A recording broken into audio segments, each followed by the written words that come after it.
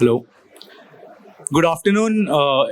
Good afternoon, guest, audience, and as you've been seeing, the ITEX is coming up in a big way. Bondada Group has come out and be one of our important partner for the event. They are the renewable energy partner, and as we have been seeing, we are with Dr. Raghavendra Bondada, who is the CMD of the Bondada Group. I would request sir to please tell something about the company. They have around 9 verticals, as we know. So we request him to please tell something about what are the different verticals they are dealing with. Hello, good afternoon to everyone. I think I congratulate and thank you for organizing this IITEX here by FTCCI. Thank you very much for entire FTCCI team and other participants who participated in this big exhibition and as well as this seminar. It should give good mileage to the companies who participated over here and as well as the MSME and mid-scale industries who are coming over here. Coming back to I am Dr. Bondada Raghavendra Rao. Coming back to ourselves, I am Dr. Bondada Raghavendra Rao, Chairman and Managing Director of Bondada Group. Bondada Group is established in 2012, way back 2012, with motto of doing good services and product range to the Indian infrastructure. Mainly, we are in as a company, as a parent company, we are in three business segments. That is Telecom infrastructure services. Second one is renewable energy, and third one is Indian Railways. These are the main as a flagship projects that we undertake on these segments, these business segments. In addition to this, we also have a lot of energy efficient products.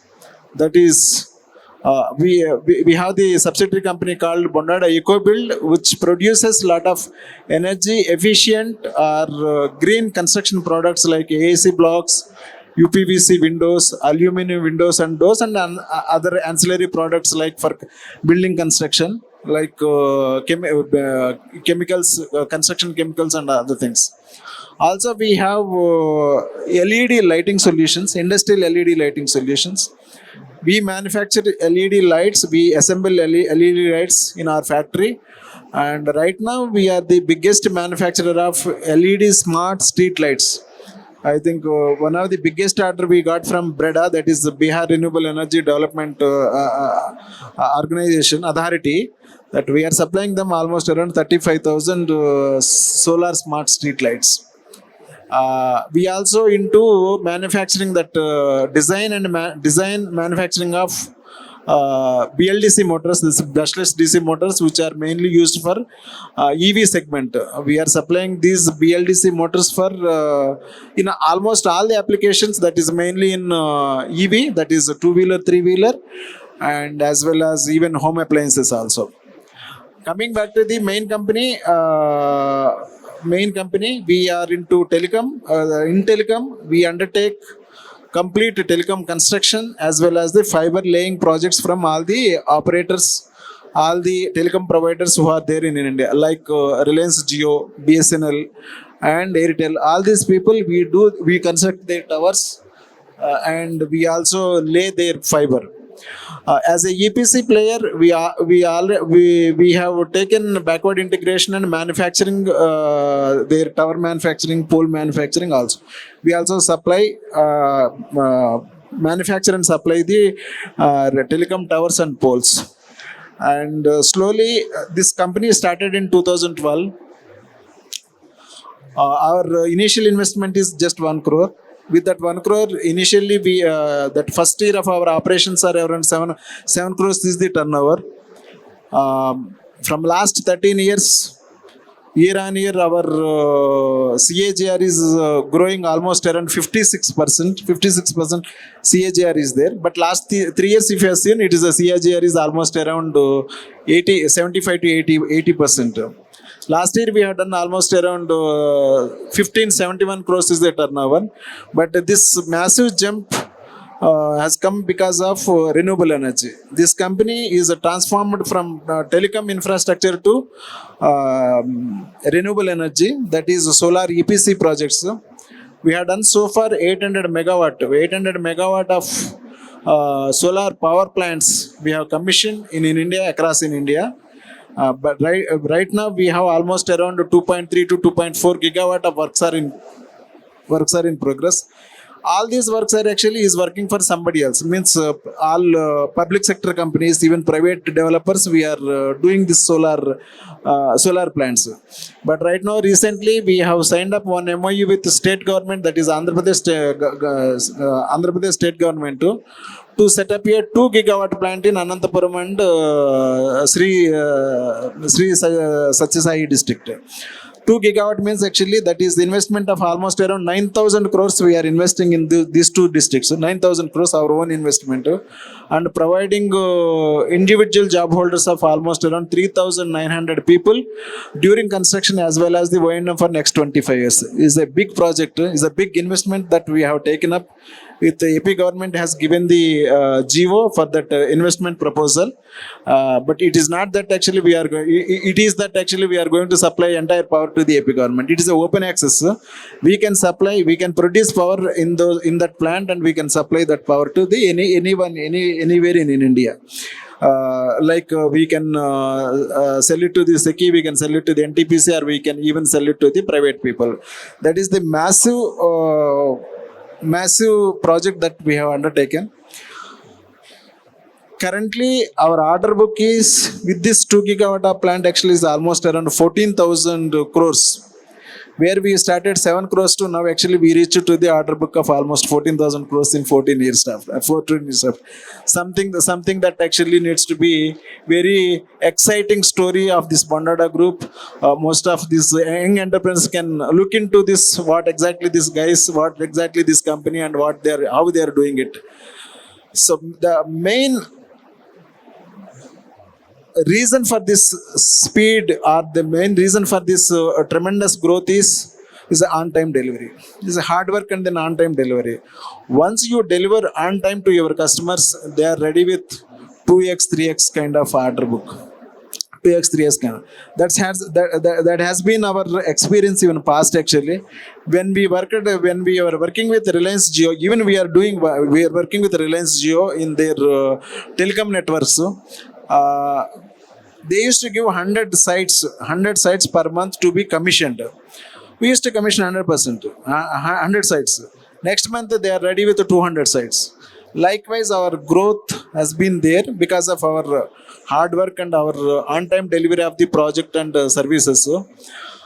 Right now, for Reliance Jio, we are working with in big way that actually entire Telangana circle we are managing, means entire Telangana, whatever that Geo signals are coming smoothly and seamlessly because of our back-end work. We have been deployed almost around 2,500 people to manage this Geo network in Andhra Pradesh, to maintain the 30,000 cell sites and almost 35,000 route kilometers of fiber. Likewise, we are working with many other operators. Right now, our portfolio of fiber management is almost close to 1 lakh route kilometers, and rooftop means this cell towers construction. So far, we have completed almost 30,000 sites. That is in Telecom. This is brief about Bondada Group, and for young entrepreneurs who willing to expand their businesses, they can contact our office for any works related to solar plant, that is in civil works or mechanical works or electrical installation works, INC works. They can reach out to our people. For any franchises required for this building materials, building products, or even LED products, or BLDC motors, they also can reach out to our office, because our people are giving that franchisee model, that channel partners model for selling of our products at various places, various districts, and we also manufacture, that is extrusion required for that UPVC windows and doors. Earlier we used to import from China. Now we stopped importing as a make in India concept. We are 100% abiding all the programs that has been implemented by central government of India, like that Digital Bharat. Because of we are in telecom, we are there in that Digital Bharat mission. RE mission. Uh, RE mission means government of India has to develop or produce 500 gigawatt of solar power or renewable energy power by 2030. Within that target, we have taken almost 10 gigawatt by 2030. Our contribution towards that 500 gigawatt, our contribution is 5 gigawatt that can be in solar EPC, solar IPP, or battery energy storage system. We are also ventured into the from solar EPC to solar IPP to even we are also ventured into the battery energy storage system. Battery energy storage system means where solar can be produced in daytime and power can be stored in for night time, so that actually you can sell this power at non-peak hours. Peak time you can produce and store it, and non-peak hours you can supply this power. This will enable the reliable power to the people, and grid stabilization and frequency level issues can be sorted out. It's a big revolution is going to be happening in India. So far actually we don't have any storage systems available in India. Right now India is also giving a lot of push on that energy storage. So far we are just producing power actually, but there's no facilities that actually we can store. Now Indian government is also promoting this storage facilities.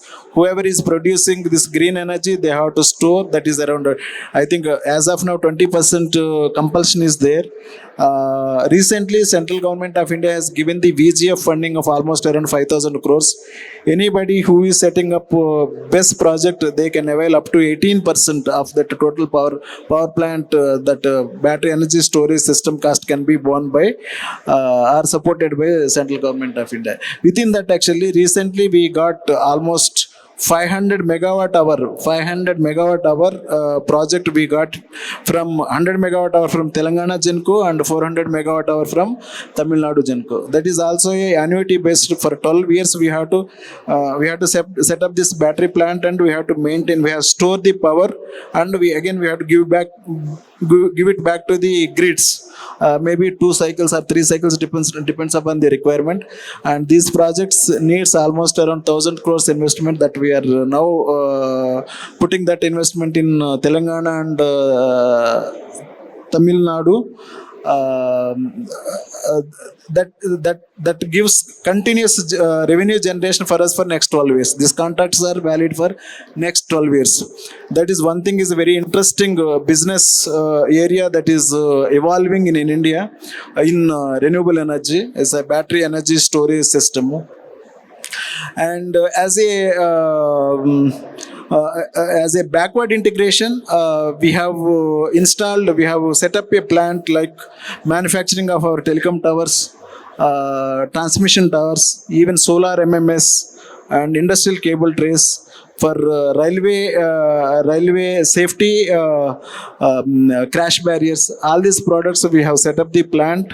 Is a world class integrated plant set up in Hyderabad, and our manufacturing capacity per month is almost 4,000 metric ton per month. That business itself, it is giving us almost around per annum around 300 to 400 crores. That business itself, all products and services put together, last year we have done almost around 1,600 crores turnover, and we have the order book of almost around 14,000 crores as of now. Within that actually this year has a big target to reach out almost to double the whatever that last year. As I mentioned, we are also into Indian Railways. What we are doing is actually Indian Railways, there is a concern now that actually safety, collision of trains. For that actually Indian Railways has come up with one product called Kavach. To execute that Kavach actually exclusive, their own network is required, their own communication network is required. Own communication network in the sense, this Kavach equipment has to be installed in both the trains which are traveling on same track or which are traveling on opposite directions and tracks, and also railway station and all the complete ecosystem. This all the people have to be talk simultaneously and same time. To work that equipment, actually we have to provide the LTE network. That network we are providing to the Indian Railways, actually because of our past experience in telecom networks. We are providing that passive infrastructure to the Indian Railways. Recently we got one good big order there, almost around 228 crores from South Central Railway, and many orders are in pipeline. That is about the company, and you can reach out to our guys for any works, and even lot of, I think, job requirement is also continuously our people are recruiting. I think every month our people are recruiting 300 to 400 people. If any job aspirants are there in this hall, actually they can also reach out to the, but subject to the eligibility and fitment only they will take. But once we start this our 2 gigawatt in AP, that is Anantapur district, 2 gigawatt, that massive investment that we have committed, almost around 9,000 crores we are committed in Anantapur district. So there we need lot of people. That is where we have to create lot of ecosystem, that actually civil contractors, electrical contractors, even transmission line contractors. So many people are required in substation contractors. So many people are requirement is there. So people can go through our website and then maybe in touch with our people. That's about Bondada Group. Okay.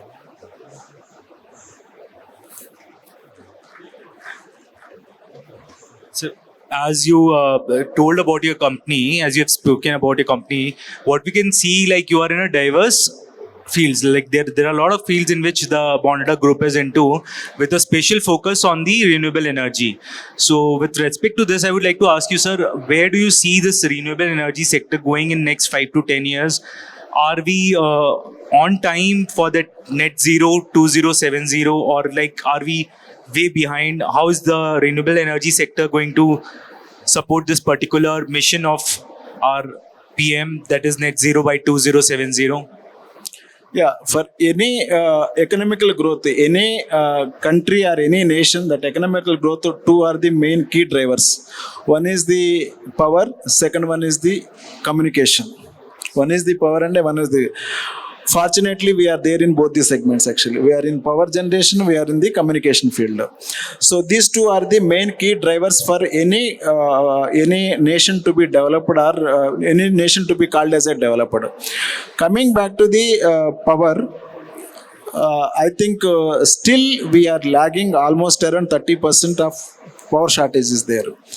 But as a thermal power, is a lot of issues are there. Coal mining issues are there, environmental issues are there, and everybody is bothered, everybody is concerned about global warming. So entire globe is now focusing on renewable energy. As a part of that, as a part of RE mission, government of India has also set up a very, very big targets. That is 500 gigawatt of renewable energy to be produced by 2030, and 50% of our net zero to be met by 2047, and 100% of net zero. 100% of net zero means nothing from fossil fuels. No power is from fossil fuels. Whatever that energy, even single kilowatt is also we have to draw from non-conventional energy, that is the renewable energy. Renewable energy can be from solar, can be from wind, or can be from methanol, that is methanol, or maybe any other hydro, or even nuclear also now comes under renewable energy. That is green power. It's a clean power. Clean and sustainable power is required for in India. So first target is 500 gigawatt of renewable energy by 2030. Till last year, I think we are behind schedule by almost around 100 gigawatt.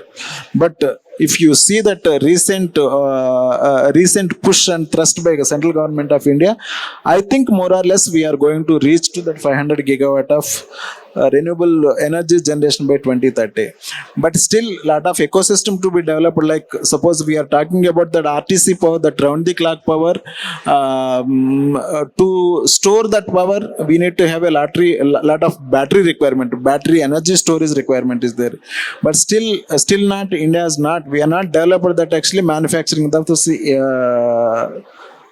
battery cells. Coming back to the even solar cells itself, actually, right now we are good at manufacturing of modules, but still cell manufacturing is still as a shortfall is there, still an issue is there. Lot of manufacturing ecosystem has to be developed to enable us to reach to that targets of 50% of net zero by 2047. But lot of plans, lot of budget allotments, lot of thrust, lot of missions are working across the country.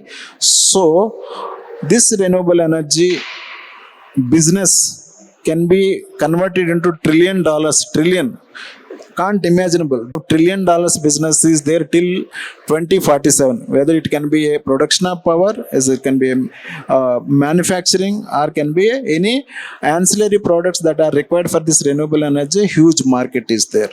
Very huge market is there. That's really wonderful, and like most of our entrepreneurs can now vouch for this particular sector and go ahead. So, what are the biggest challenges that the renewable energy is facing currently, be it a policy, financing, infrastructure, or talent, and how do we overcome them? Yeah. Uh, all are an issue as of now. Actually, whatever you have named all of them are is a constraint as of now. Policy is an issue. Sometimes actually policy fetches for some people. Policy is not equivalent to the all the people. Actually, policy should be the equivalent to the almost all the guys who wants to invest in the solar. At policy level, I think still at utility scale there is no problem, but it is a distribution level, or at open access model, still policy needs to be reframed and made available to the all the people for that. Like, what are the constraints in this solar energy? Actually, Yes. One constraint is land acquisition. Second one is the connectivity, that is evacuation system. Entire evacuation system is governed by either state governments or central government. Those things are not available. Even if, for example, even I'm putting 2 gigawatt in, I'm going to put 2 gigawatt, I can complete the 2 gigawatt plant in next 1.5 year. But whereas how I am going to evacuate that system, that's still not in our control. That's still to be something to be done by either CTUs, that is central government, or state government. That kind of framework is not easy. That is not that easy that actually that developers or investors can put their money and then seamlessly they can produce power and sell the power. At policy level, some modifications are required.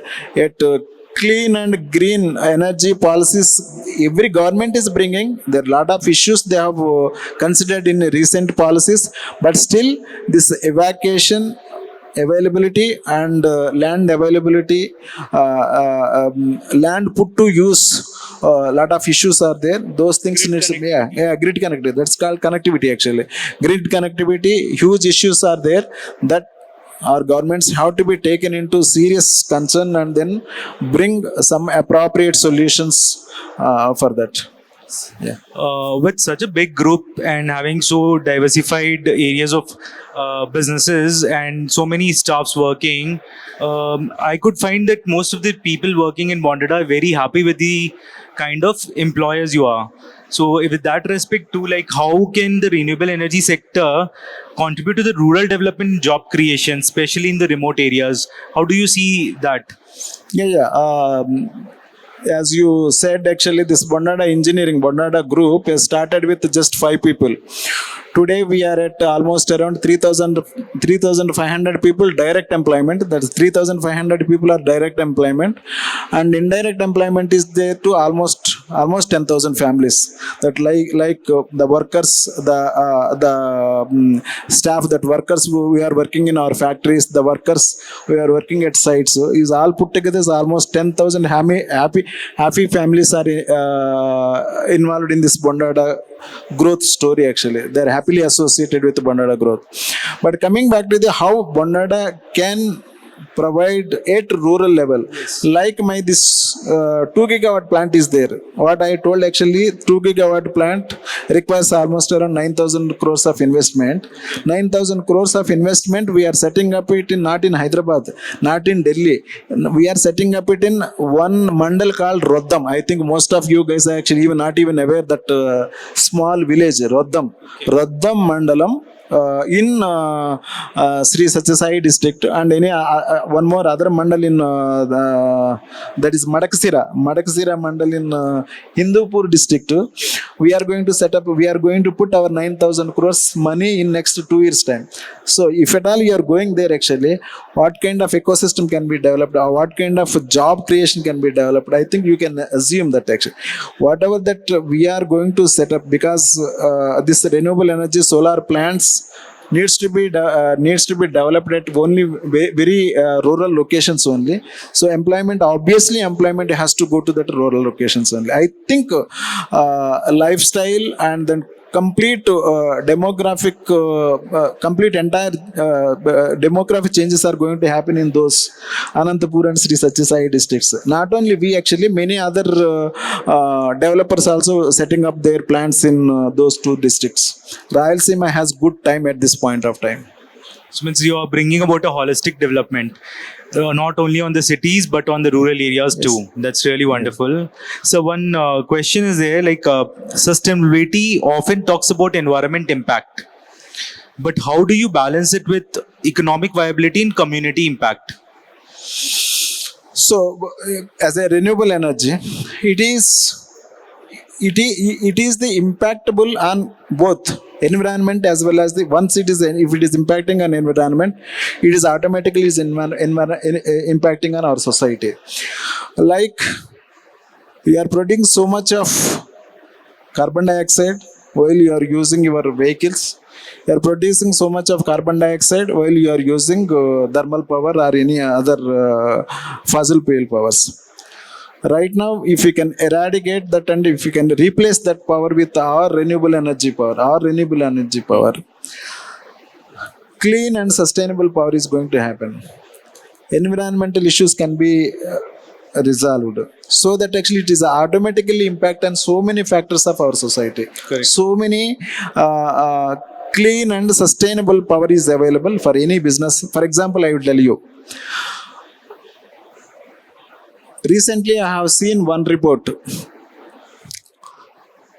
America has almost around 750 data centers as of now. Not 750, I think 1850 data centers as of now, large scale data centers.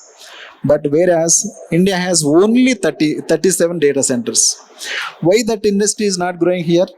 We are not providing that kind of reliable power to these people. Data centers have to be worked on clean and sustainable energy 24/7 without any interruption. Okay. We have to give reliable power. We have to supply reliable power to those data centers. Okay.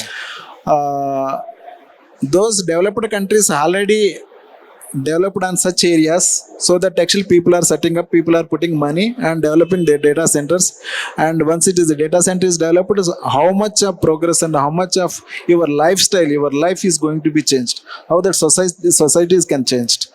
Now we are in the same path where you produce reliable power 24/7 and attract, request investors to come and set up a data centers in India, which is going to be a very, very feasible and very very feasible and very what do you call actually, these people can enjoy whatever that benefits which we are going to provide. What that is going to be a feasible scenario even in India also. That is the kind of play that renewable energy is going to play in both an environment as well as the society. That's really wonderful. Yeah. So, with a CGAR of around 60%, as you said, so most of the people should right now go for some renewable energy business or something as such. This is what I can understand from your talk, sir. What is your message to the new generation, the one who are coming up? What sort of how we can integrate digitalization into this? What is the new age solutions which you propose them to take it forward? Any business that you choose actually, that needs to be that has to be business plan for short term business plan and long term business plan. Any that business you are doing, you need to have a what is that short term plan for 1 year, what is that long term plan next 5 years and 10 years. That plan is required. And second point which that you have to keep in mind, that actually whether you are in growth segment or not. So to know that growth segment or not, actually you need to have some domain knowledge, some knowledge on that business that you are going to do actually. Like what I told, actually we are in two major segments, that is digital Bharat, digitalization. Second one is the RE mission. These two have tremendous potential, tremendous growth in even next 10 years, 15 years, 20 years. That kind of segments. I'm just talking about, I'm relating two segments because I am there in that. Likewise, so many segments are there, so many business segments. Whether you are in that growth segment, business segment, you are there or not, that you need to look at that. Once you have selected that, actually whether you have some kind of domain knowledge of that business is there. If it is not there, you have to acquire that domain knowledge. Third one. Fourth one is you need to have financial acumen 100%. Without financial acumen, people comes to business, and then the lot of startups we are seeing, actually most of the startups are killing by themselves. It's not just because the product is not good or solution is not good or the service is not good, because they don't have much financial acumen, actually how to spend money, how to attract investment, when spend money, when we have to save money. Those things are important when we are at starting level, at your early age of your business. That is fourth one is your business acumen. Fifth one is there's no compromise, that actually that whatever work you agreed for your customer, you agreed with your customer, whether it is a product, whether it is a project, whether it is a service, delivery must be 100% on time with quality. That is only the key. Even for us, this also key mantra is that actually on time delivery. Nowadays we are not talking about on time delivery, we are talking about ahead of delivery. We have to make it. Like so many companies are there, actually. Now for example, Indigo takes you to a 5 minutes ahead, and they tell that actually we are ahead of time. Yes. So that kind of wow feeling we have to create your customers. So far, actually whatever that projects we have delivered, on time delivery we have given. Now on time to we have to transform into ahead of delivery. If you have that 1 year time, you have to deliver that project in 10 months time only. So that is the fifth mantra that actually people have to follow. People have to 100% take that into their mind.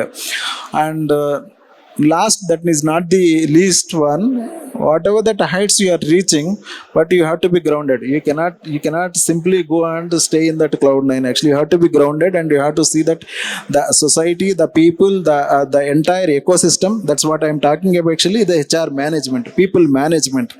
Any product or any project, whether it is a software, whether it's a project, whether it's energy, any product, it is just is the asset is people. Rest will come technology and money. First is the people. So once you are taking care of entire people, the surrounded by you, entire that ecosystem surrounded by you, if you are concerned about that, I think success will follow you. That's what actually we have practiced. Even in my previous organization, even last 14 years also, we have practiced. I think I strongly believe that, actually I strongly feel that is our success. Start. That's really wonderful insights from your company, sir.